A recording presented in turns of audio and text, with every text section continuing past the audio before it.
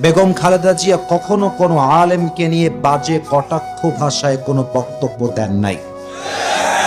তিনি আলেমদের পক্ষে কথা বলেছেন এবং তিনি তার বক্তব্যে স্পষ্ট ভাষায় বলেছেন, মাদ্রাসা শিক্ষার সাথে, আলেমদের সাথে, ইসলামী আন্দোলনের সাথে জঙ্গিবাদের ন্যূনতম কোনো সম্পর্ক নেই।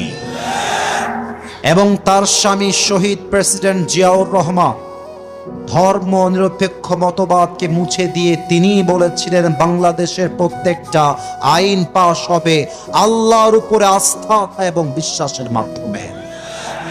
উনি চলে গেছেন আমাদেরকে একা করে। আমি দোয়া করি এমন নেত্রী যেন আগামীতে বাংলাদেশে আবারও জন্ম নেয়। পড়েন সবাই আমিন।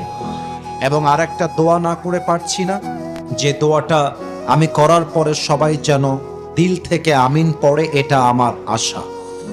দেশ নেত্রী বেগম খালেদা জিয়া, শহীদ প্রেসিডেন্ট জিয়াউর রহমান, আমাদের কলিজার টুকরা প্রিয় রাহবার আল্লামা দেলোয়ার হোসেন সাঈদী সহ যারাই এই দেশের মাটির থেকে বিদায় নিয়ে অন্ধকার কবরে চলে গিয়েছে, আমি দোয়া করি আল্লাহ সকলের কবরটাকে যেন জান্নাতুল ফেরদাউসের উঁচু মাকাম হিসেবে কবুল করে নেয়। পড়েন সবাই আমিন।